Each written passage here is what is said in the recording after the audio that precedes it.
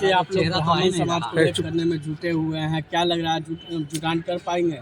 जुटान कर क्या पाएंगे? अभी आप अंदर से जाके देखिए, ब्राह्मण महासभा का ये जो आयोजन हुआ है, इसमें लाखों हजारों की संख्या में लोग आए हैं और लोगों का सबका एक साथ हमारे अध्यक्ष जी जो है सबको एक धरातल के नीचे लेकर आए हैं। तो अब इसमें क्या कहना है कि एक साथ नहीं आएंगे। अब वो जो भुलवाता था ना लोग कि ब्राह्मण अपना बैरी है, अब वैसा लोग नहीं कोई भुलवा सकता है। हम सारे ब्राह्मण एक हैं, एक थे और एक रहेंगे। क्या लग रहा है जब से जातीय जनगणना का सर्वे रिपोर्ट आया है, उसको कैसे आप देख रहे हैं? जातीय जनगणना रिपोर्ट में जाके देखिए, बिहार में दूसरे नंबर पे ब्राह्मण है। हमारी संख्या ज़्यादा है, हमारे समाज के लोग इस पूरे बिहार के लिए तत्पर हैं कि हम बिहार को आगे ले जाएंगे। और ये कभी भी अगर किसी भी देश का, अगर आपको पता होना चाहिए कि देश के विकास के लिए जो पहला गोली भी खाए थे वो मंगल पांडे खाए थे, वो कौन थे? ब्राह्मण थे। ब्राह्मण ही हित कर सकता है। ब्राह्मण को लोग जो कहता है ना कि सत्ता के लोभी होते, वो सत्ता के लोभी नहीं है, कुछ नहीं है। बस इस देश के लिए, इस देश का हित हो, ब्राह्मण समाज का हित हो, उसके लिए ब्राह्मण सदैव कार्य करता रहा है और करेगा। जिस तरह से राजस्थान में सीएम बनाया गया है ब्राह्मण समाज को, क्या बिहार में उसका असर दिखेगा आगामी चुनाव में?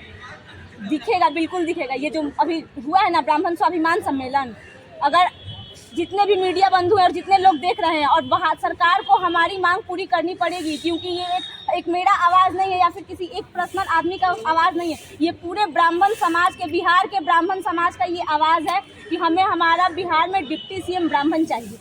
जिस तरह से आज आप लोग ब्राह्मण समाज को एक करने में जुटे हुए हैं, काफ़ी दिनों से आप लोग जुटान कर रहे हैं, क्या लग रहा है 2024 की तो तैयारी नहीं है?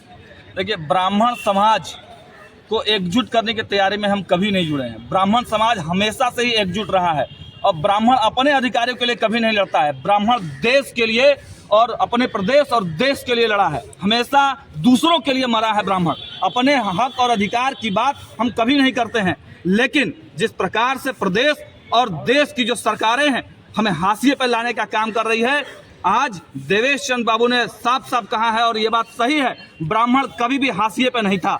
ब्राह्मण हमेशा से एकजुट रहा है और देश और समाज के हित में काम करता रहा है और आगे भी हम लोग समाज और देश के हित में काम करते रहेंगे।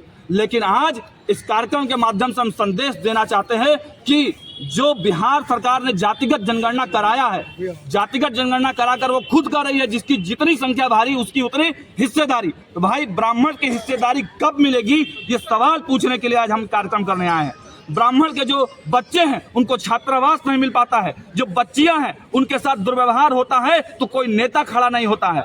आखिर ये कब तक होगा? ब्राह्मण सम्मान का भूखा होता है, पैसे पद और प्रतिष्ठा का भूखा नहीं होता है। हमें हमारा सम्मान दे दो, हमें राजनीतिक प्रतिनिधित्व तो चाहिए, इसके अलावा हमें कुछ भी नहीं चाहिए। 24 की तैयारी नहीं ना कर रहे हैं? 24 नहीं, आने वाले जितने भी चुनाव हैं, ब्राह्मणों को अगर उचित प्रतिनिधित्व नहीं मिलेगा तो ब्राह्मण उस पार्टी का, उस दल का विरोध करेगा। और मैं आपको बता दूं, उस पार्टी और दल का ही नहीं, जो ब्राह्मण नेता हमारे कोटे से विधानसभा में जाते हैं, लोकसभा में जाते हैं, उन ब्राह्मण नेताओं का भी पुतला फूंकने का काम हम सबसे पहले करेंगे। जिस तरह से उर्दू विद्यालय और उर्दू विश्वविद्यालय को राज्य सरकार और केंद्र सरकार के द्वारा पोषण राशि मिलता है, लेकिन संस्कृत विश्वविद्यालय ना खुल रहे हैं और जो खुले हुए भी थे वो भी बंद हो चुके हैं। इस पर क्या कहना चाहिए? मैंने बताया ना आपको कि ब्राह्मण कभी भी अपने लिए नहीं लड़ा है। संस्कृत विश्वविद्यालय के लिए भी अगर हम लड़ाई करेंगे तो समाज के लिए करेंगे, हमें जरूरत नहीं है। हमारे बच्चे जन्म से संस्कृत बोलना जानते हैं, हम गायत्री,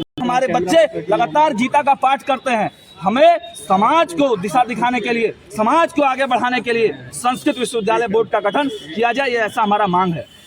आज सनातन पर और धर्म ग्रंथ पर सवाल उठते रहता है।